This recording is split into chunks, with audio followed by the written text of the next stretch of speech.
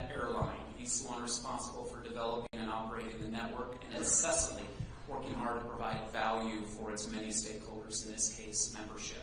Todd, thank you for all that you and your team do. Greatly appreciate it. If you would, you've got a very important visual next to you. Thank you all. Welcome.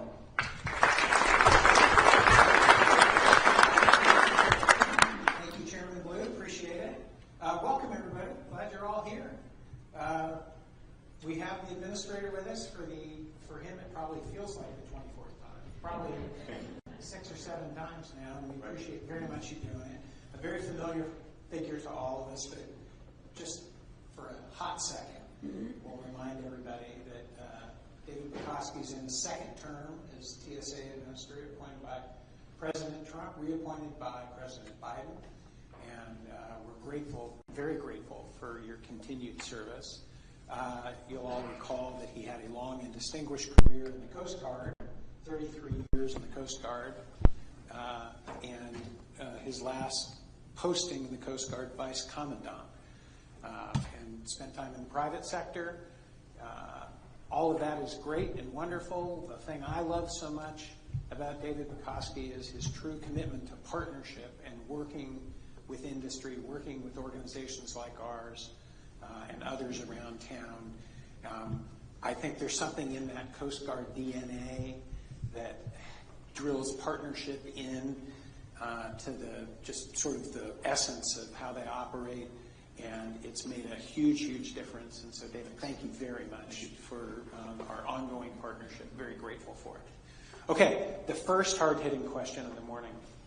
How'd you do so great on Thanksgiving travel? We did so great with all of you, and I would echo that partnership theme. I mean, no element of the aviation system can do as well as we collectively do if we were trying to do it alone.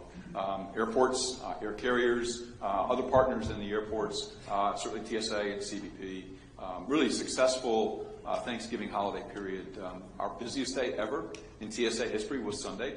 As we predicted, it was 3.1 million passengers. And you just need to think about that for a second. 3.1 million people in a 24-hour period. And if you just kind of multiply some things out, people generally bring at least 2 carry-on items. They check bags in addition. That's just a lot of things to screen in addition to the people that go through. So I really appreciate all the help that the airport teams did in managing queues, in making sure that we were aware of flight delays, weather issues, and things of that nature. And really, I think, great credit to all of us here is, we participate together, Todd and I and other leaders in aviation every spring in the run-up to the summer travel season. And, for the past many years, we have been unified as a team. We speak to the media as a team, we operate as a team, and we share the success that we achieve as a team. So thank you very much for your help, and I would echo the thanks to the team at AAAE. Just fabulous. Colleen, Stephanie, Todd, the entire team. We really appreciate it. Thank you very much. You've been administrator for over 2,000 days. 10 of the busiest days of air travel have occurred this year. The 10 busiest days of air travel have occurred this year. Talk a little bit about air travel being back, what the challenges are. We got through Thanksgiving, knock on wood, weather was pretty good around the country. Heading into the Christmas period. Sure. So the 10 busiest days ever in our history have occurred since the 24th of May. So it's not just in 2024, it's starting in the summer of 2024. 3+ million day periods. We'll see busier travel, probably not the 3 million level over the balance of December, because that holiday is spread out a lot more than Thanksgiving is. What we've been trying to do together is to bring as much technology into our process as we can, and as much automation into our process as we can. We wouldn't be able to process 3 million people in a given day had we not done that 5, 6, 7 years ago. Because it takes some time to populate systems with technology. It takes some time for passengers to get used to it, for our officers to get used to it. But that's been a real time saver for us. If you think about it, identity verification is vastly different than what it was just 5 years ago, where you were moving fairly rapidly into biometric identification. It's much more speedy. It's far more accurate, 99.7% accuracy, versus maybe 70 with unlimited time if you're doing just a visual check of somebody. We put the new computed tomography X-ray systems out there. Key thing to remember about CT is the CT X-rays can detect an awful lot more than the current installed base, and that's the key reason, is that that's fundamentally much, much better security. And with our use of those, they've gotten up to the speed that the prior technology was at, and we expect that they will be collectively much faster over the course of the next several years as we make software adjustments to them, some hardware adjustments to them as we get used to their operation. And then we're putting the new advanced imaging technology, or the on-person screening technology, in checkpoints. And we found that to be much faster for two reasons. One is we've changed the software, which means that we can detect better.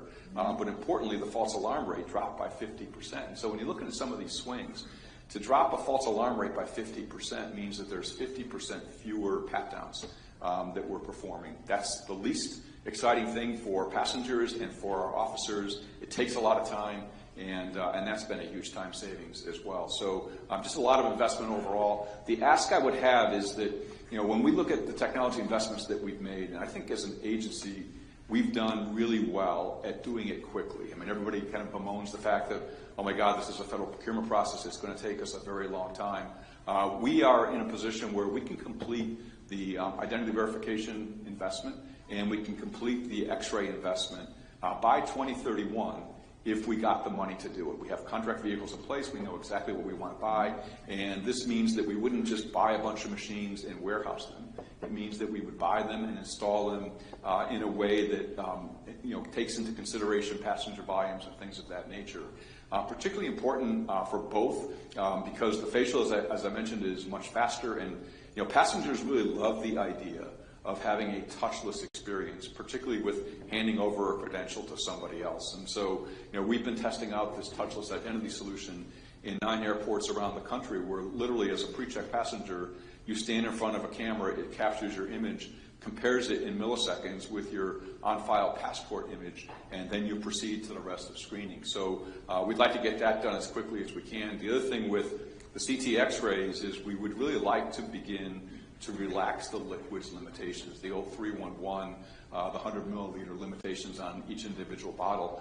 The technology enables us to do that, but we have to have the technology installed completely in an airport to be able to do it, and we need to do a little bit more testing and a little bit more coordination, primarily with our European partners, so that we do this together as a global community, and it's not confusing for passengers as we go through. But I just think of, hey, the security gains, the efficiency gains, and importantly, and you'll see more and more emphasis on TSA on this topic, is the customer experience gains as a result. And that's one thing that I think we've done, or we collectively, everybody in this room, have done a really good job with, is, hey, we look at a customer as a customer of the aviation system, and we're all working to make sure that that person has as good an experience as they can, but primarily making sure that they're safe and secure in the process. And so you'll see more and more emphasis on our part with that, and we appreciate all the information you share with us, because data tells the story, and we need to base decisions on what data is telling us and adjust as we need to. Let me pull on one thread that you mentioned, and that's facial recognition. A lot of privacy concerns raised by privacy advocates and some folks on Capitol Hill. You've gone to great lengths to try and make sure everybody understands that those images are not retained. But talk a little bit about that privacy. Sure. No, great point. And when we first started the facial recognition technology reviews to determine whether that was a good solution for us, the first thing we put on the table were the privacy concerns of passengers, and to make sure that when passengers saw us roll this out, they knew that we put privacy first. And so when your image is captured at the checkpoint and you can't opt out, you can say, hey, I don't want my image taken, and you don't lose your place in line. You're still the next person in line. But if you do not opt out, in other words, you allow the facial capture, that image is only stored for the duration we need to verify your identity. And the important thing to keep in mind is we have no other use case. Sometimes you'll hear reports of, hey, this is the beginning of the surveillance state. They're going to use this to track me throughout the airport. That is absolutely not the case. We use it only for identity verification. And as you may know, we have to issue privacy impact statements anytime we make a change to technology, and those are all posted on our publicly facing webpage. And I think it's just really important for people to understand we put privacy first, and we consider that to be a key responsibility of us as an agency and the government. The other thing I would add that some folks have opined that facial recognition technology works differently for different demographic groups in the traveler population.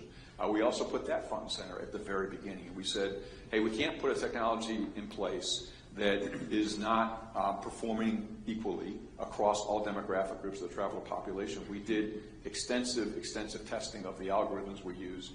Just to know, we use the most advanced algorithms as approved by NIST, the National Institute for Standards and Technology. We test it constantly, and we don't test it inside TSA. We go to the Science and Technology Directorate in the department, because I think it's important that the user not be the tester of the technology, to be able to look at a report that somebody else has prepared. And we are constantly making adjustments to the technology as newer and better algorithms come in place. So, from my perspective, privacy is protected. The use case is limited. The performance is equal across the traveler population, and it's much better for security, and it's much more efficient in the process. And if you think of where the next step could be with that, right now we don't use e-gates in our system, and that's a problem. We occasionally have people that skip that identity verification stage. Fortunately, it's a very, very small number, but it's something we take very seriously.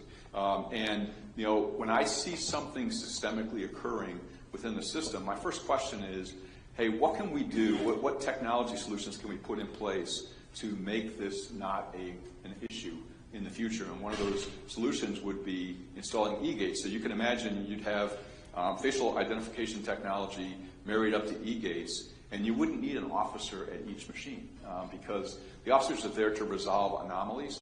You could have an officer supervising 5 or 6 machines.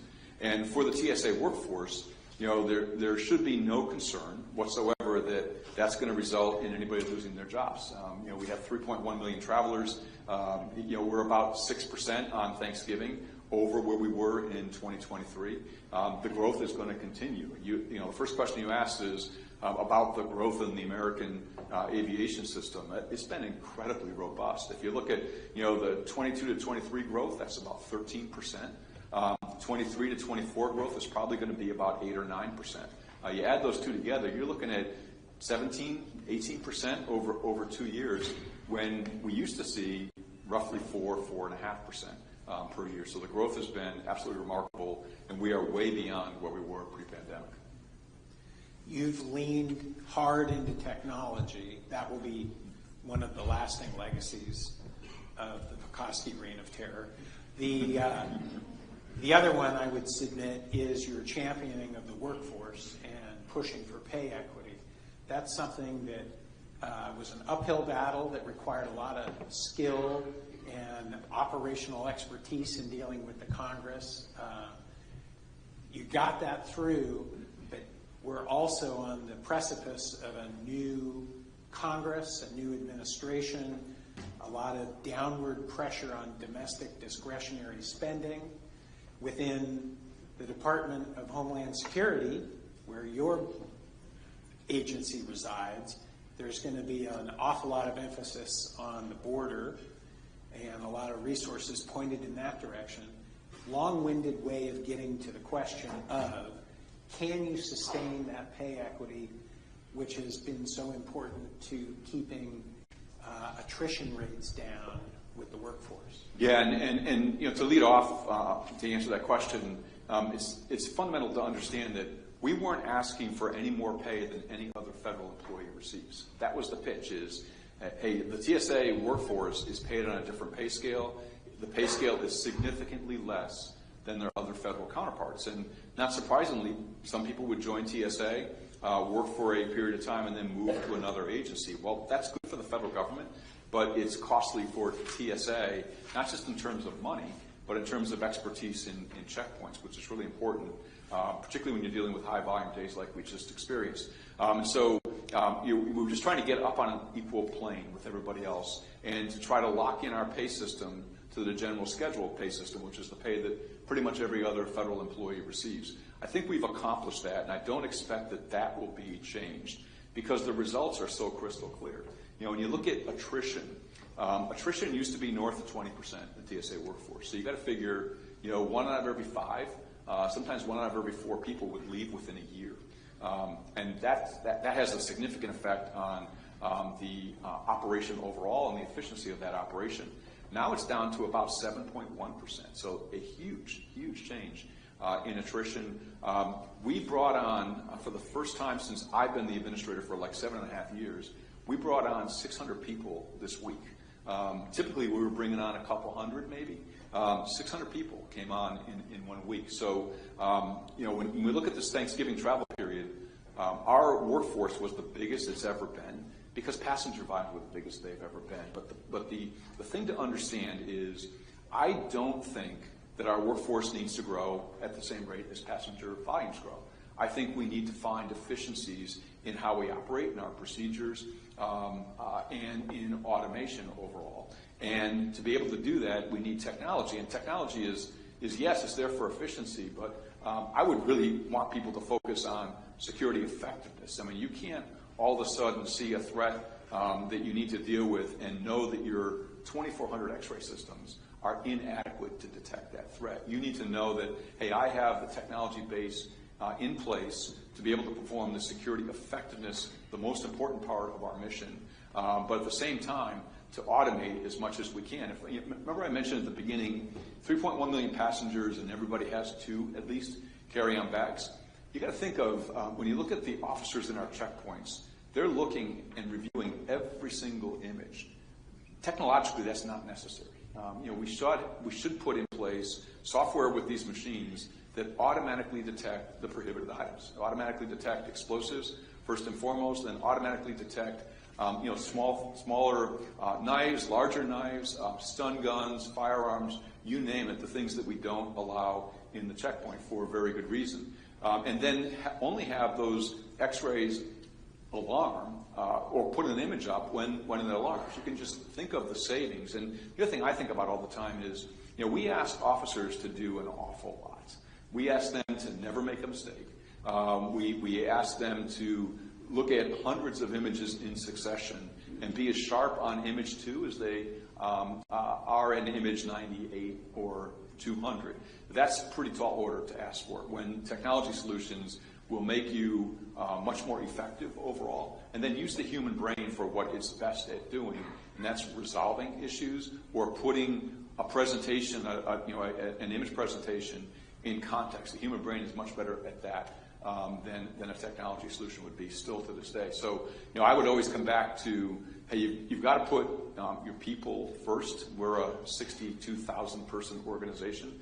I need all of those individuals to be to continue to be as committed to the mission as possible, and to know that we're doing everything we can to give them the tools they need to do a very difficult job on a continuous basis. So, you know, my pitch back to your question would be, give me more technology. I'm not trying to grow the workforce as passenger volumes are growing. Credit me for being efficient at what we do. And then I would add a third one is we are much more aligned internationally than I think we've ever been.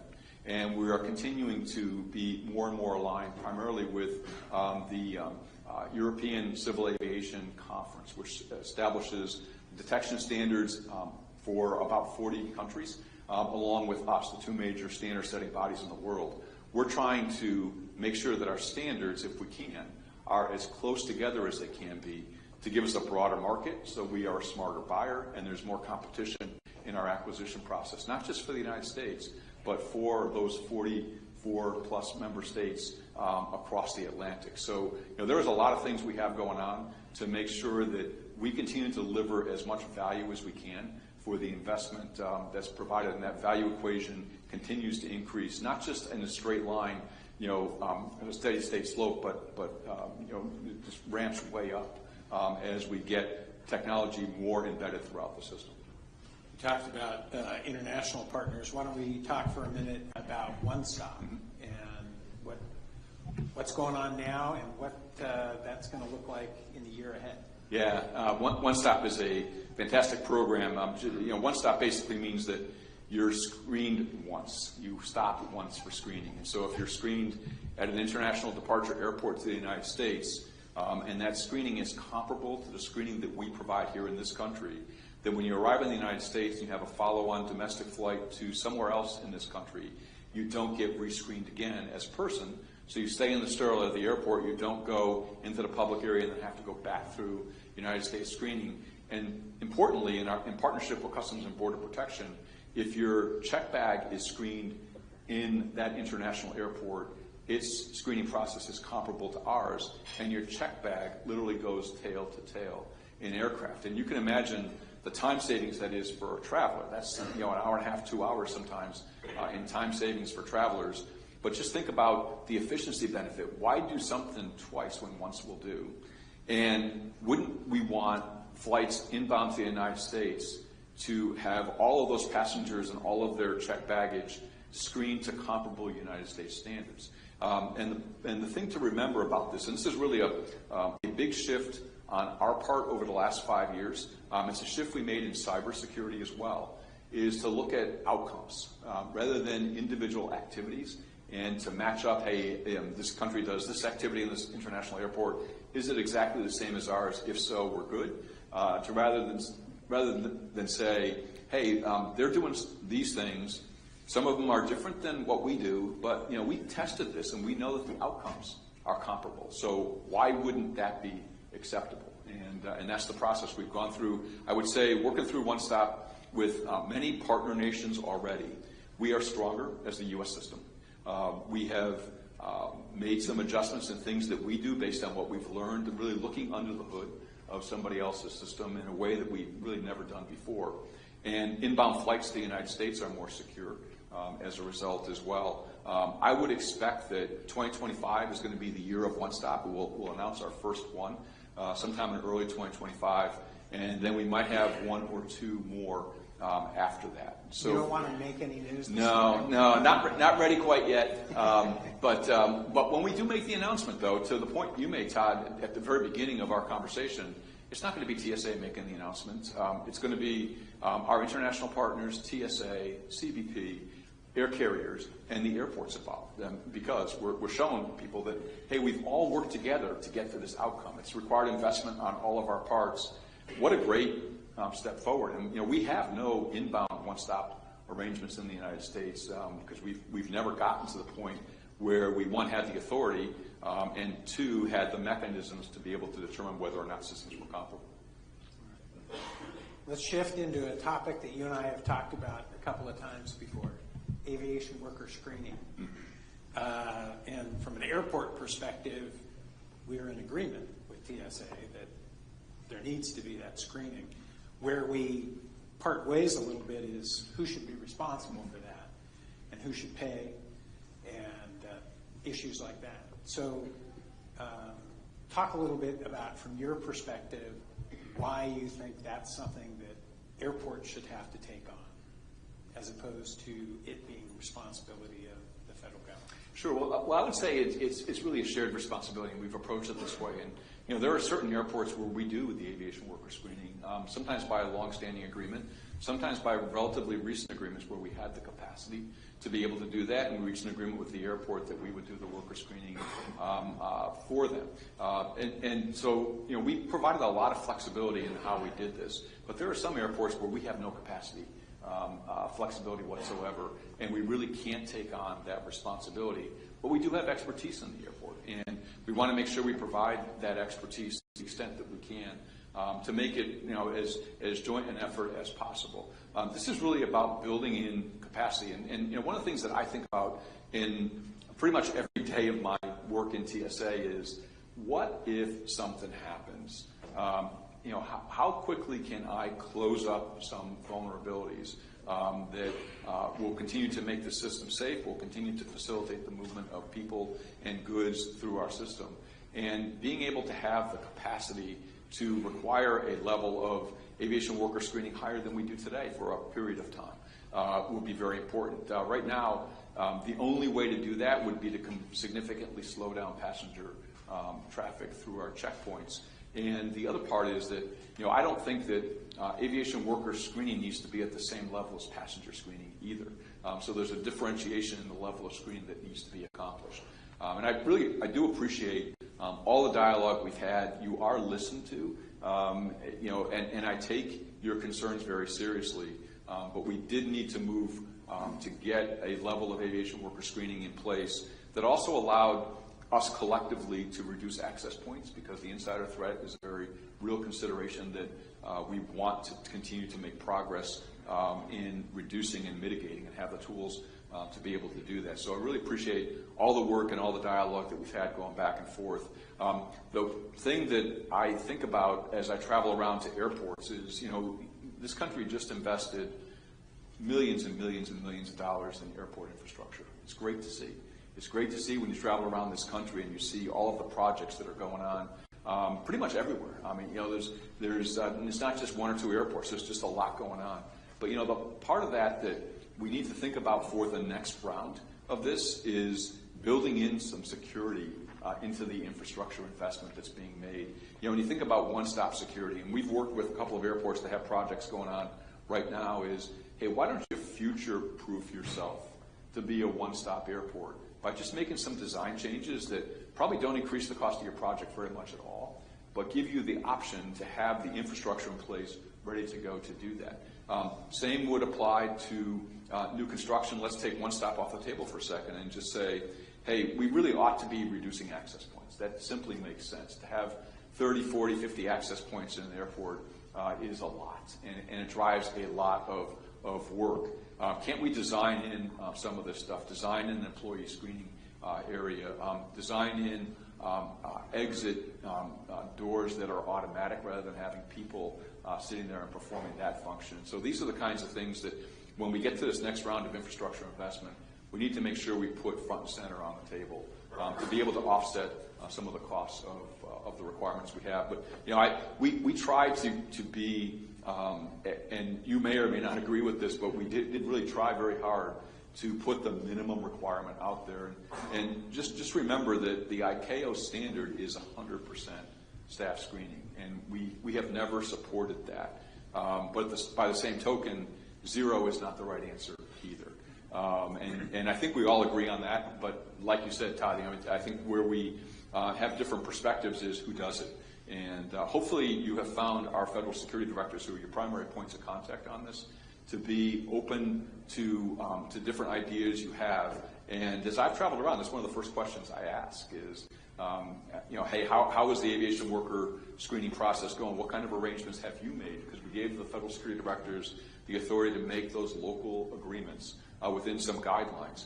And by and large, the feedback I get is that, hey, a little rough in the beginning. We had to really kind of figure out some things, and we made some, hey, we'll do this, you do this, kind of arrangements. And generally, people are satisfied. The period of compliance began in September. We had pretty high levels of compliance overall, too, so I appreciate that. And really, at the end of the day, I wish I had the budget to support it. I don't. I'm mindful of all the pressures that you just mentioned that we're going to see. We see them anyway, irregardless of an administration change. I mean, there's fiscal pressures on the federal government as well. The one thing I would continue to highlight, though, is the 9/11 passenger security fee. That $1.6 billion of that fee revenue, still in fiscal 25 to date, goes to deficit reduction, and that needs to get redirected. The Senate did redirect that in their mark on the FY25 appropriation. So that's significant progress to give us all collectively a little bit more flexibility from a fiscal standpoint. Just one last piece on that. There's an upcoming deadline in 2026 for airports on use of explosive detection equipment. And for a lot of the larger airports, they're figuring out how to deal with that. But again, at some of the medium-sized and smaller airports, you're asking them, the airport perspective, is you're asking them to take on a responsibility that has not been theirs and to become expert in an area that is not in their wheelhouse. So how do we solve that issue going forward? Yeah, I think we solve that issue by continuing to work together and trying to build that expertise. There's contract companies that do it, and do it pretty well across the United States in different venues. The technology, the equipment piece is one that we've looked at. As we put the CT technology in place, we put computer tomography in place, we take out the advanced or the AT systems, the advanced technology systems. We tried to work through GSA to see if we can't make that destined back to airports, and ideally not ship the machine out of the airport to some warehouse, only to ship it back to the airport. We're making some good progress there too, because that to me is a good solution. That technology is fine for employee screening, but it's not where we need to be for passenger screening. Yeah. Cyber is an issue of increasing sensitivity and importance, and communities are feeling it. Airports have had events. Talk a little bit about cyber and what you worry about there. Yeah, well, cyber, the worry is, this is not just a ransomware threat. This is a nation-state threat where, nation-state threat actors would like to impact critical infrastructure in the United States. At the very top of anybody's list of critical infrastructure is going to be transportation, because it enables the movement of people and goods around the country and out of the country. And so, you've all done a great job for those of you that are covered by the cybersecurity requirements that we put out there. And again, those requirements are performance-based. That's the first time in TSA's history that we went from a very activity-based regulatory regime to a performance-based regime. I think it's working really, really well. And a couple things that I would highlight. One is that it doesn't apply to every airport. For the airports that are not hub airports, basically, we put an information circular, which is, hey, these are things from a cybersecurity perspective that we recommend you do, but you don't have a requirement to do it. So we were very targeted as to which airports we placed the requirement on. Secondly, we had all of the reporting go to the Cybersecurity Infrastructure Security Agency so that it came into one place in the federal government. And then what CISA does is they take those reports and then populate them off to other agencies in the U.S. government that you don't have to do it. So it goes to FBI, for example. It'll come to TSA. It'll go to FAA. It'll go to DOT. So it's a very automatic process. The other thing that is critically important with this is being able to have that incident response plan. And we see this anytime there's a cyber attack. Passengers start to see an impact on the services that are being delivered to them. Or carriers are going to see the impact of not being able, for example, to print out a boarding pass or print out a bag tag, which, as you know, has a pretty big impact on the efficiency of the operation in an airport. And so, being able to have an incident response plan that allows us to be as resilient as we can. So, if attacked, and if attacked to some degree successfully, how can we collectively bring services back up as quickly as we possibly can, and to instill confidence in the public that we have protections in place and that we have a plan, if successfully attacked, to bring services back up. And that communications piece is critically important. We learn about cyber incidents usually through social media because people will see something that's different and they'll start tweeting about it or using any of the other social media platforms. That's where we see the reporting first, so it travels very, very quickly. For the airports that have had cyber incidents, I would just applaud you for the way you handled that. I thought that the way that airports and the TSA and CISA and the FBI all worked together on those was really textbook. But whenever we see these, part of our responsibility in TSA is to make sure that we share what lessons we learned. We might have learned some lessons on the extent of network segmentation that's necessary, for example, that you might not know about in your airport, but we have had this experience in another one, just to share that across the enterprise so we're stronger as a result. And, I think, when I look at the threats we face from a cyber perspective and the expectations that people have that you're doing everything you can to protect them and to protect their ability to travel in the way they currently travel, that we've done an incredible job in a relatively short period of time. So, again, thank you for all the work you've done on that and helping us to prove that you can use a performance-based system and it can work very well. And one of the things that, two things that we're working very hard on, I'll give you three, in the next year or so. One is the reporting requirement. Right now it's 24 hours. We are reviewing that. And the idea is that we get to the next one. So the number 2 thing is to harmonize, to have reporting requirements harmonized across all the agencies that place requirements on critical infrastructure owners and operators. I would submit that in a lot of ways the performance-based system allows an airport to self-harmonize, to harmonize not just with the federal government requirements, because you can tell us, except for reporting, which is something I already addressed, but you can tell us, hey, this is the way I'm going to achieve access control or network segmentation or continuous detection and monitoring. And you can use things that you use for other agencies and put that in your cybersecurity implementation plan and let us review it. And if we think it gets us to the outcome we want, then you don't have to do something different. I mean, that was the whole idea. And we heard loud and clear from pipeline operators, from rail operators, and from airports and air carriers, hey, I've got some pretty good protections in place. Don't require me to do certain activities that I think I've got a better system for. Give me credit for that and let me continue that. So harmonization is there. It's built in to performance-based systems. The other is how do we establish more reciprocity in compliance visits?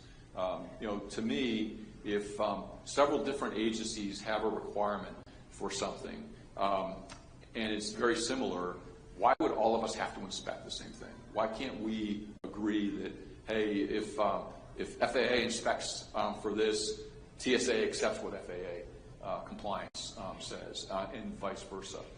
Or even take it to another level and say, hey, with a state or municipal requirement, if your municipal government has inspected it and we have an agreement with them, why would you have to have another visit by a TSA team to look at the same thing? So we're really trying these new concepts of how to be more performance-oriented, giving you as much flexibility as we can, and allowing you to make investments that you think are appropriate for your operation. And things that you do for cyber have impacts on other things that you do as well. So how can we allow that investment to just not be sole purpose, but to go across many different functions that you have in your airport? So really appreciate your flexibility with this as we've gone through it, and we'll continue to fine tune this as we learn. But I'm really happy and very glad that we did what we did when we did it, because we're in much better shape than we were before.